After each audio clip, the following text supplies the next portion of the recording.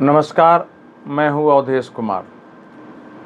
आज पूरे देश के लिए संतोष का विषय है, क्योंकि कल्पना करिए अगर साबित हो जाता कि वाकई इस देश में हिंदू समाज संगठित होकर और मुसलमानों के विरुद्ध आतंकवादी घटनाओं को अंजाम देता है, तो भारत और भारत के बाहर पूरे विरोधी टूल किट समूह दुनिया में किस तरह का प्रचार करता और भारत आतंकवाद से संघर्ष में सीमा पार आतंकवाद के विरुद्ध जो अभियान चला रहा है, एफटीए में जा रहा है, यूनाइटेड नेशन में आवाज़ उठाता है, दूसरे देशों को कहता है पाकिस्तान को प्रतिबंधित करने के लिए अन्य प्रकार के कदम उठाता है, उन सब के लिए खड़ा होकर, सिर उठाकर खड़ा होकर और अपना तर्क देना कठिन हो जाता। इसीलिए ये विषय पूरे देश के लिए हतप्रभ करने वाला था कि हमारे ही देश की सरकार, कोई विस्फोट हो जाए, लोग मारे जाएं, वो किसी भी धर्म के हो, उनकी सही जांच कराकर सही दोषियों को पकड़ने की बजाय एक संगठन, एक राजनीतिक दल को निशाना बनाकर पूरे जांच प्रक्रिया में उसके लिए नकली एविडेंस गढ़े, नकली फोरेंसिक जांच के लिए भेजे, पूरे पुराने सबूत को नष्ट कर नए लोगों को आरोपी बनाए, उनके लिए गवाह बनाए, वो आरोपी बने, इसके लिए उनके घरों में जाके बारूद और आरडीएक्स रखवाया जाए। ये तो भयानक परिस्थिति थी। अगर मालेगांव विस्फोट के अगर पूरे फैसले को आप पढ़ें तो आपका कलेजा कांप जाएगा कि क्या हमारे देश में हमारी ही सरकार ऐसा कर सकती थी।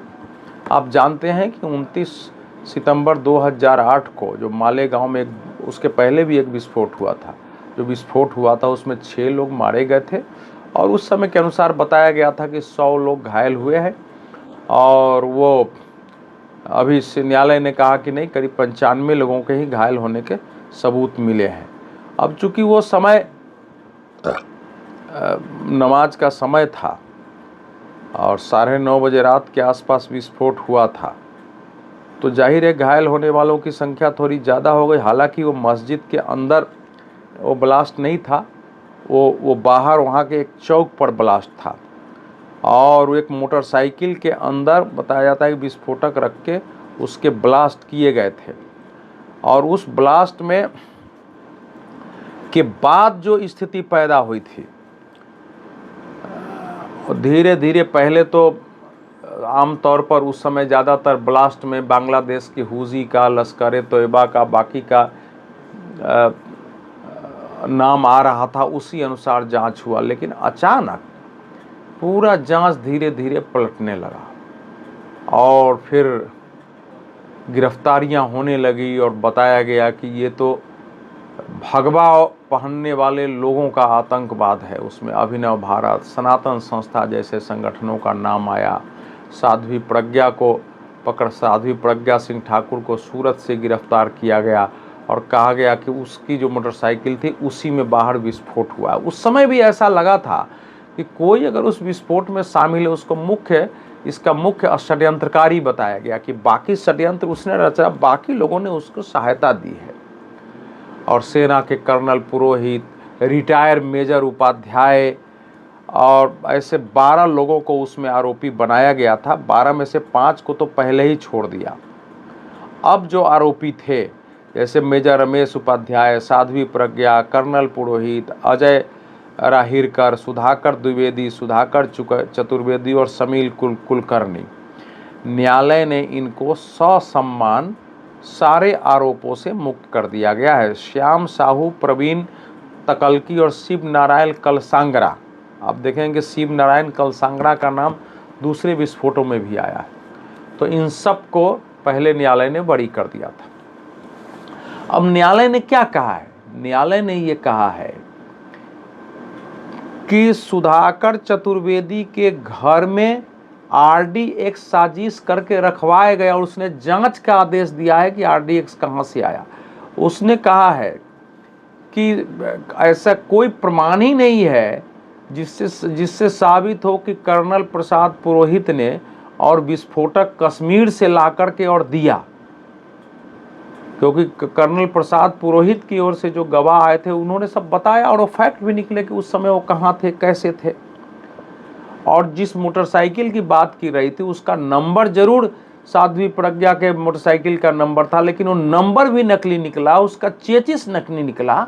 तो मोटरसाइकिल लाके किसने वहाँ रखा, किसने उसको उसमें विस्फोट किया था, और बहुत ध्यान से किया था कि लोग ज़्यादा मरे नहीं। भीखू चौक पर विस्फोट किया गया था कि ज़्यादा लोग मरे नहीं। उसने कहा है कि जो फोरेंसिक था उसी को झूठा बनाया गया, कि जो है नहीं उसको उसकी जांच कर ली गई और उसके लिए जांच के लिए भेज दिया गया। एक से आप इस पूरे जो न्यायालय ने क्या है, न्यायालय का सिर पढ़ने पर सिर चकरा जाता है उसमें कि आखिर ये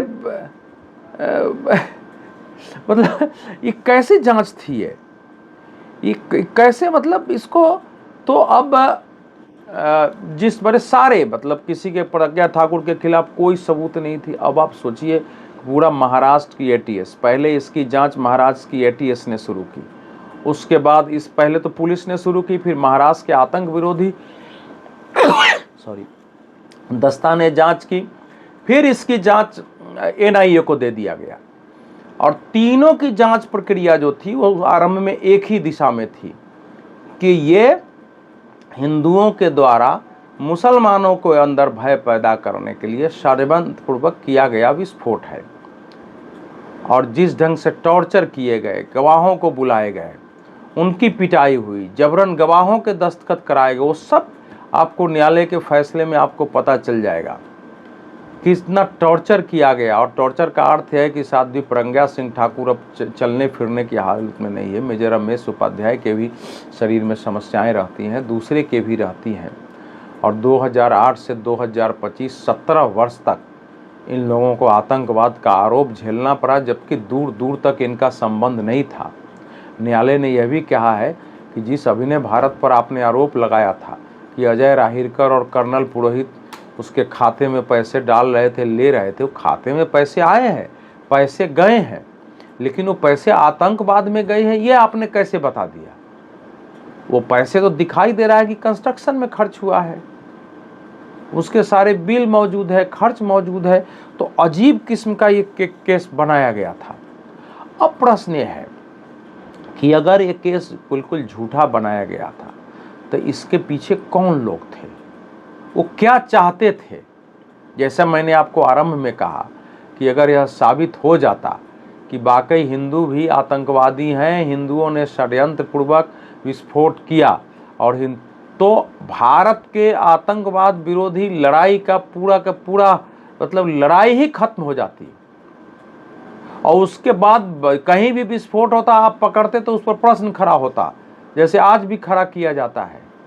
और ये एक मामला नहीं था, 2007 में 2 और विस्फोट हुए थे। एक समझौता एक्सप्रेस पर विस्फोट हुआ था हरियाणा में, और एक हैदराबाद की मक्का मस्जिद में विस्फोट हुआ था। उसके भी तार इन सब से जोड़े गए थे कि ये सारे एक ही ग्रुप का काम है, अभिनव भारत सनातन संस्था, और इन्हीं लोगों से जुड़े हुए थे। और स्वामी असीमानंद को मुख्य आरोपी उन दोनों में बनाया गया था। पहले 2018 में मक्का मस्जिद विस्फोट से सारे आरोपियों को बरी किया गया, और फिर समझौता ब्लास्ट से सभी को बरी किया गया, और बताया गया कि इसमें हिंदुओं की कोई भूमिका नहीं थी। और ये तीसरा मामला है। 3 बड़े मामले उस समय की सरकार ने योजना पूर्वक, जो लग रहा है षड्यंत्र पूर्वक, सोनिया गांधी जी के नेतृत्व में जो यूपीए शासनकाल था उसमें गृह मंत्री चाहे पहले पी चिदम्बरम रहे हों, पी चिदम्बरम के बाद सुशील कुमार सिंधे आए हों, जिन्होंने जयपुर में कांग्रेस के अधिवेशन में कहा कि भाजपा के शिविर में भी आतंकवाद का हथियारों का प्रशिक्षण दिया जाता है, मुझे पता है। हालांकि अब उन्होंने एक इंटरव्यू में कहा है, पूछा कि भाई हिंदू आतंकवाद तो नहीं, वो प्रयोग शब्द नहीं करना चाहिए था। अब उन्होंने ये स्वीकार किया है, लेकिन स्वीकार करने से नहीं होगा। पूरा आपने एजेंसी का दुरुपयोग किया केवल इसलिए कि ये प्रूफ हो जाए कि किसी ढंग से हिंदू संगठनों का हाथ है, आरएसएस का हाथ है, बीजेपी की भूमिका, और इनको प्रतिबंधित करके इन संगठनों को खत्म कर दिया जाए। और फिर उसके बाद क्या करते हैं? क्योंकि आप गहराई से देखेंगे तो प्रधानमंत्री नरेंद्र मोदी को इशरत जहां के इनकाउंटर मामले में आरोपी बनाने की कोशिश की गई, लगातार उनको घेरने की कोशिश की गई। अभी जो गृह मंत्री हैं उस समय वहाँ के गृह राज्य मंत्री थे, उनको जेल में डाला गया सोहराबुद्दीन और बाकी मामले में, हालांकि वो भी बरी हो गए हैं। एक गवाह ने वहाँ कहा है, जिसका विवरण है इसमें, कि गवाह ने कहा कि उसको मारा गया, पीटा, कहा कि तुम आरएसएस के नेताओं का नाम लो, योगी आदित्यनाथ का नाम लो जबरन, ताकि उनका नाम आए। तो इस प्रकार का षड्यंत्र है। और जिनको भारत सरकार ने, उस समय की सरकार ने, एटीएस के जो तत्कालिक प्रमुख थे महाराष्ट्र के, हेमंत करकरे, उनको पद्म पुरस्कार दे दिया। और हेमंत करकरे इस पूरे केस को बनाने का मुख्य साजिशकर्ता, मुख्य षड्यंत्रकारी। दुनिया में कहीं भी अपने देश में आतंकवादी हमले को इस ढंग से विकृत तरीके से एक पूरे समुदाय को आरोपित करने वाला, किसी बड़े संगठन को समाप्त करने के षड्यंत्र की तरह जांच कभी भी इस दिशा में नहीं मोड़ी गई। और कितने संसाधन लगे।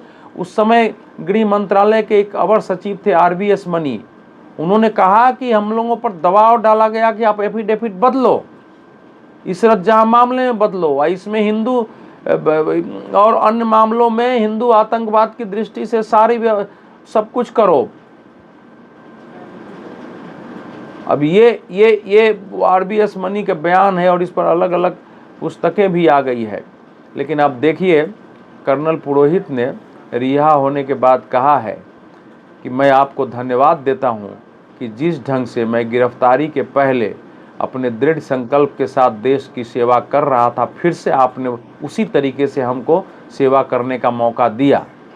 मैं किसी एजेंसी को दोष नहीं देता, एजेंसी के अंदर के लोग दोषी होते हैं। पहले भी वही एजेंसी थी NIA, बाद में यही एजेंसी। आप देखिए, जैसे ही सरकार बदली कि सच्चाई सामने आने लगा। 323 गवाह थे, जिसमें से 34-35 गवाह धीरे धीरे बदले। उन्होंने कहा कि भाई हमको तो डरा धमका के जबरदस्ती कराया गया, साइन कराया गया। ऐसे ही मक्का मामले में हुआ, ऐसे ही समझौता विस्फोट में हुआ। और आप देखेंगे कि उस पर पुस्तकें लिख दी गई हैं, अखबारों के रंग भर दिए गए हैं। अब दुनिया में अभियान चलने लगा था, अलग अलग NGO हिंदू आतंकवाद, भगवा आतंकवाद कह के RSS आतंकवादी घटना कहलाती है, कराने लगे थे। अब प्रश्न है कि अब जब ये बरी हो गए, तीनों मामले, आज जो है तीनों मामलों का एक ही परिणाम आया, तो उस समय की जो सरकार थी, उस समय कांग्रेस पार्टी थी, उसके जो नेतृत्व था, जो सरकार में गृह मंत्री थे, उसके बाद प्रदेश महाराष्ट्र में जो उस समय के मुख्यमंत्री थे, उस समय के गृह मंत्री थे, उससे गृह मंत्रालय से जुड़े हुए अधिकारी थे, पुलिस के अधिकारी थे, आज उनके साथ क्या बर्ताव होना चाहिए। आपने पूरे हमारे आतंकवाद विरोधी संघर्ष को समाप्त करने की चेष्टा की, केवल अपनी गंदी राजनीति के लिए। केवल मुस्लिम तुष्टीकरण तो छोटा शब्द है। अगर यह साबित हो जाता तो दूसरा परिणाम क्या होता? दूसरा परिणाम यह होता कि इस देश में जो कट्टरपंथी तत्व हैं, वो खुलेआम जैसा चाहते वो करते। आतंकवादी हमले करते, उनके अंदर कोई भय नहीं होता, क्योंकि वो मान कर चलते कि हम करेंगे, और आरोप लगेगा हिंदू संगठनों पर, हिंदुओं पर। मुंबई विस्फोट में भी ये कितनी चरम परिणति थी कि इन्हीं सब के बाद जो मुंबई हमला हुआ है 26 नवंबर 2008 को, उस पर एक पुस्तक लिखी गई, मुंबई आतंकवादी हमला, RSS की साजिश। और वो उसका विमोचन था, उसमें दिग्विजय सिंह जैसे वरिष्ठ नेता शामिल है। वहाँ की कांग्रेस पार्टी ने उसको स्पॉन्सर किया था, उसका पूरा खर्च उठाया था। मुंबई में उसके विमोचन का, उस किताब का प्रचार कांग्रेस पार्टी ने किया था। तो ये वहाँ तक ये चीज़ें पहुँची है। तो आप सोच लीजिए कि अगर मुंबई विस्फोट को भी ये लोग साबित कर देते, क्योंकि राकेश मारिया जो पुलिस कमिश्नर थे, वो रिटायर होने के बाद उन्होंने अपनी जीवनी में लिखा है कि अगर कसाब नहीं पकड़ा जाता तो उसको भी हिंदुओं की साजिश करार करके और पूरा का पूरा मामला खत्म कर दिया जाता। इस प्रकार की सरकार थी। अब इसको केवल हिंदू विद्रोही कहेंगे, RSS BJP द्रोही करेंगे, या देश के विरुद्ध यह अपराध था। तो यह देश के विरुद्ध अपराध था।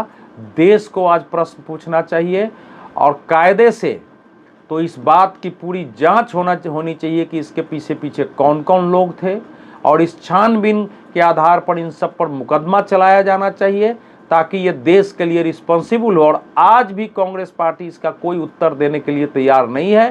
राहुल गांधी जी, प्रियंका वाड्रा जी आज जब संसद में जा रहे थे तो पत्रकारों ने घेरा और ये सवाल पूछा, लेकिन इसी में कुछ पत्रकार ऐसे भी घिर रहे थे जो उनके बचाव के लिए उन्होंने डोनाल्ड ट्रंप के जो भारत पर टैरिफ लगाया है उस पर सवाल कर दिया। और राहुल जी ने कहा कि भारत की इकोनॉमी डेड हो चुकी है। आपको पता नहीं है इकोनॉमी डेड है भारत की? और उस प्रश्न का कोई उत्तर नहीं दिया है। उत्तर देंगे क्या ये? इनको तो जवाब देना पड़ेगा। लोग कह रहे हैं कि माफ़ी मांगे, मैं मानता हूं कि माफ़ी पर्याप्त नहीं है। इसकी पूरी सज़ा होनी चाहिए और इस ढंग से सज़ा हो कि आगे कोई आतंकवादी हमले पर और इस ढंग से राष्ट्र के प्रति अपराध के विरुद्ध इतना बड़ा राष्ट्रीय अपराध करने का दुस्साहस न कर सके।